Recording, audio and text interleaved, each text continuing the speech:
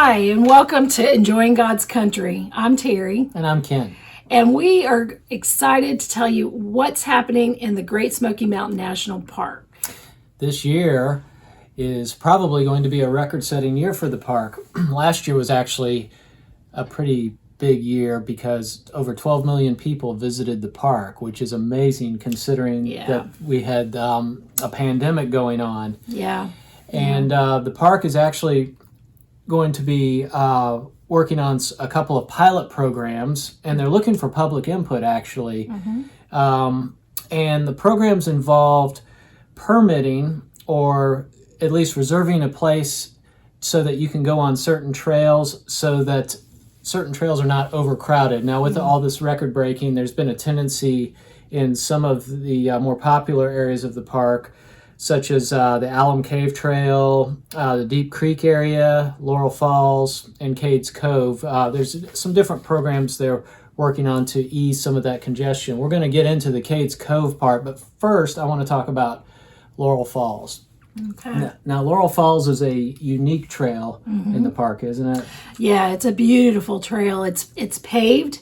It's family friendly, so you can take strollers or I do believe wheelchairs too. And it leads to this gorgeous waterfall. And it's not very far, so it's not like a 10-mile hike in. It's about 1.5 miles, 2 miles. Yes, I think it's maybe 1.5 miles or so each way, maybe a little bit less than that. But it's very friendly for people, like she was saying, who want to just do a short hike and be kind of easy without getting on the ruggedness of some of the other trails.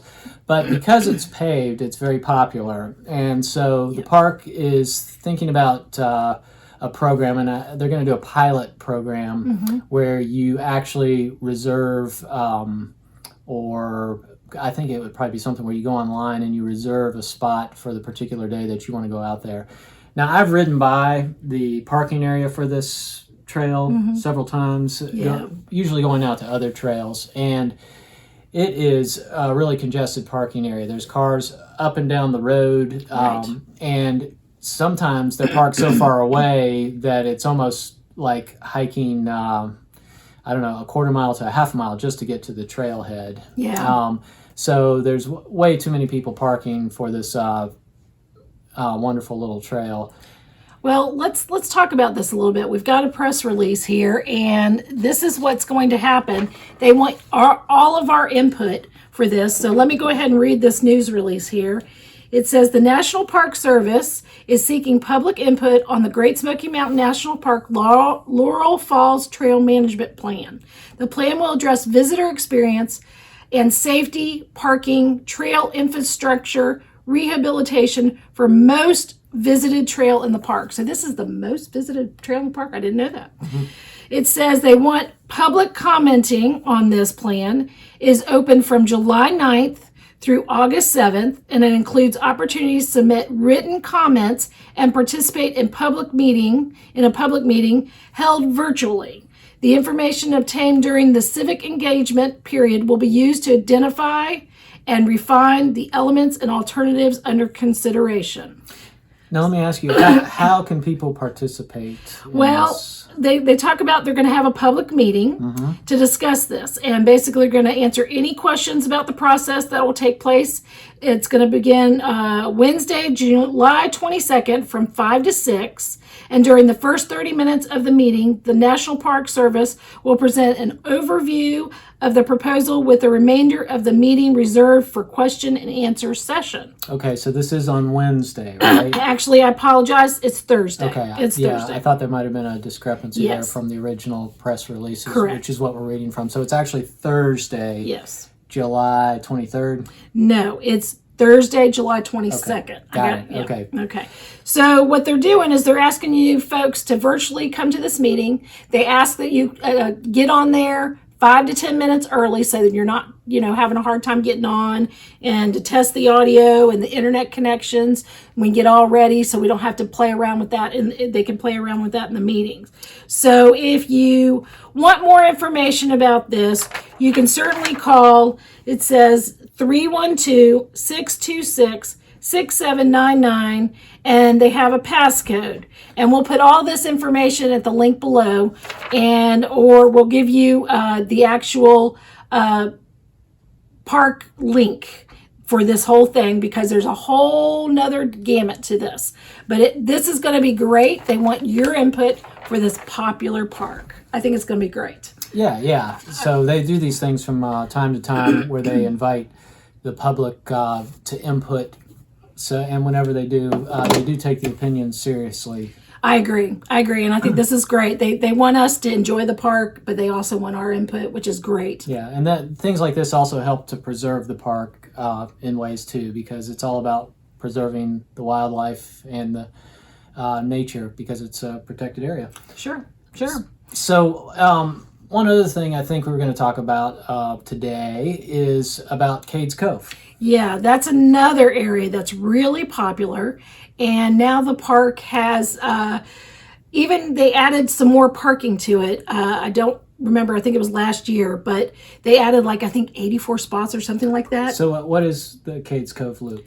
Well, the Cades Cove Loop is a popular area in the park where you can drive around this loop. It's an 11-mile loop, and you can drive around. In the middle of this loop is a big field. A lot of times you can see wildlife, elk, deer, turkey, and even bears. Along this loop, you can stop and pull off, and they've got some historical cabins, cemeteries, a church, and you can go inside these, and you can take pictures, and just, it's a really, really cool place. So what we were getting to is the parking there is a problem because it's overloaded with cars. Yes, it's very popular. Yeah, and they have a vehicle-free day, which is on Wednesdays now. Yeah. So through September 1st. Yeah, through September 1st. And they're working on a program with that too. So typically what you would do if you went out on a Wednesday is you could park there with your car, then you could ride a bike around the loop or run or hike or things like that. And it's a different experience from when the place is overloaded with cars. Yeah. Now the thing is though, that's a very popular thing to do. So the parking has been a problem. Yes. Even on the vehicle-free days. They've had to turn people away, actually, because there has been no more parking. So this is a big deal. Yeah, so the pilot program that they're starting up to help with that, tell us about that. Well, the park has now partnered with Rocky Top Tours, and Rocky Top Tours is going to offer a shuttle from Townsend to Cades Cove for a nominal fee. You can get on the shuttle. If you want to bring your personal bike with you, they will load it up there too. There's no additional fee from what I understand. But for all information on this, I do believe the shuttle goes from 8 to 3.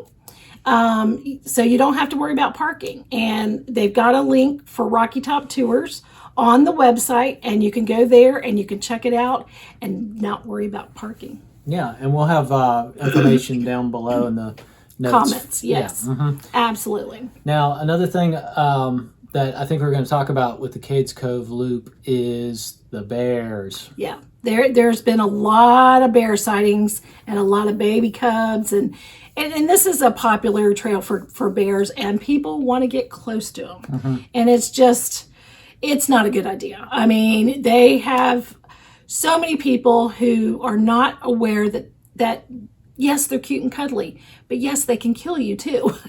And the sad part is when people feed the bears, it kills the bear because they get used to that food. They want to get close to people. And then the unfortunate thing is the park calls it a nuisance bear. They try to relocate it, but if that doesn't work because they keep coming back where they knew the food source is, they euthanize the bear, which is sad. And the bears, they can become aggressive, and you don't want to mix aggressive bears with people because people can get hurt, people can get killed, they can get attacked. Right. It's rare, but it can happen. So oftentimes on the Cades Cove Loop or the adjoining trails, you will see a bear up in a tree or a bear and its cubs, and there'll be a bunch of people down below, sometimes a group of 25 or more people, trying to take pictures and really scaring them. Yeah, scaring them. And this is a recipe for potential disaster. Yeah. And it's really a good idea to maybe not get close. It's recommended you stay 100, 150 yards away from bears in general. And it's really better if the bear doesn't even see you. I mean, they can smell you, but consider taking pictures from far away. If you see a bear, don't hang out for long. No. Just move on and take a zoom lens. Yeah, I mean, that's the best thing to do. Respect their area. I mean, it's just a disaster if you get too close. It's not a good idea. And mom will be aggressive. She'll be, the term mama bear, that's where it comes from. You get too close to her babies, you will find out what mama bear is. Yeah. So when you're on the Cades Cove Loop or any part of the park, really, trails, maybe you want to bring a day pack. Yeah, that's a good idea. It's really hot out there, and I know I have been out there when I've run out of water. Yeah, so bring a day pack and carry some bottled water in there. What else would you take? Oh, I would take something chocolatey. But, whatever you like. Take some fruit. Sometimes I take fruit. Sometimes I take snacks and stuff. Yeah. And bananas, apples. Yeah. Hey, and a hat. A hat is a good idea. Oh, yeah. Sometimes I'll wear my ball cap if I'm going to be in a part of the park or trails where there's a lot of cover, which there can be. But out on Cades Cove Loop, it's quite open in a lot of areas. Easy to get sunburn. Yes. So consider that when you go on the loop. Yeah. And there's another thing, when you're in the park and you have trash from these snacks, there's something called leave no trace. That's correct. What's that about? Well, leave no trace is something we learned from our Boy Scout days with our son. It is whatever you take in, you take out. And that means anything like banana peels, apple cores, candy wrappers, water bottles, even masks. A lot of people are not having to do that now, but all of this stuff can ruin wildlife. It draws the wildlife to it, especially the food, and it doesn't disintegrate very well. 2 to 4 years for an apple core. What? Yeah. Are you serious? Yep. Okay. And then the bears during Cades Cove Loop, if they were to be drawn to an apple core in the middle of the road, they could get hit. Yeah, and that's also giving bears their unnatural food inadvertently. Yes. Which can create some aggressive bears, and we don't want to do that. So now you've done some things that regarding trash. You've taken, a baggie? And I usually take like a gallon Ziploc bag or sometimes a quart Ziploc bag. And I'll just put my trash inside the bag and then put it inside of a receptacle on the way out. The receptacles in the park are bear-proof. Right. And if you want to do your part, please do the same thing. Or if you want to even help, take a baggie, take some gloves, and if you happen to come across some trash that's not even yours, pick it up. It'll help save a bear or some other wildlife for sure. Somebody I hiked with many years ago showed me that one time. I was like, oh, that's a really good idea. Yeah. And I think if we all do our part and a little extra, I think it'll be best for everybody. Yeah. So one thing we were going to talk about too is when you are hiking on a trail and you come across a stream, there is some kind of interesting thing having to do with stacked rocks. What is that? I've seen them before. They're really cool looking. You have the bigger and then it goes smaller, kind of like a tower. So it's like somebody has stacked rocks that they've picked up in the riverbed or along the riverbed and made sort of like a art type of formation out of the rocks. And it looks really cool, but guess what? What? It's not cool. It's not cool. No, I read an article. It's actually hurting the aquatic life. Hellbenders, salamanders, they lay their eggs here, and when you pick up the rocks and stir it up and everything, they abandon the nest. So it kind of, the wildlife doesn't continue. It disrupts the wildlife. It does. Yes. It does. And that's just not a good thing. So leave the rocks where they belong. Also, making channels and rock dams and all that, leave the rocks where they are, because no matter what, you can go in the stream, you can, kind of walk around and stuff, but just don't pick up the rocks. Yeah, and everybody wants to cool off in a stream Sure. on a summer day. Sure. Yeah. Yeah, so have fun, but just leave everything the way it should be. And the park is also doing construction at different times on the roads, on the bridges. Yes. So it's always good to check ahead of time if you're going to be doing driving to a specific place, maybe even if you're not. And the park informs us of the roads that are closed or where there will be delays through their Twitter feed. And I believe there's also a phone number you can call. Yeah, it's 865-436-1200. And if you press 1 twice, this is an automated system. They'll let you know road closures, delays, and trail closures. So this is a great number to have if you want to go on a particular trail. You can call this automated number and it'll tell you if that trail is open. Yeah. Yeah. So that's all we have, but that's a lot. I mean, the park is in full swing and they're doing everything they can to keep it looking pristine. So with that said, folks, go out, have a good time, and enjoy God's country. Thanks for watching. Have a blessed day.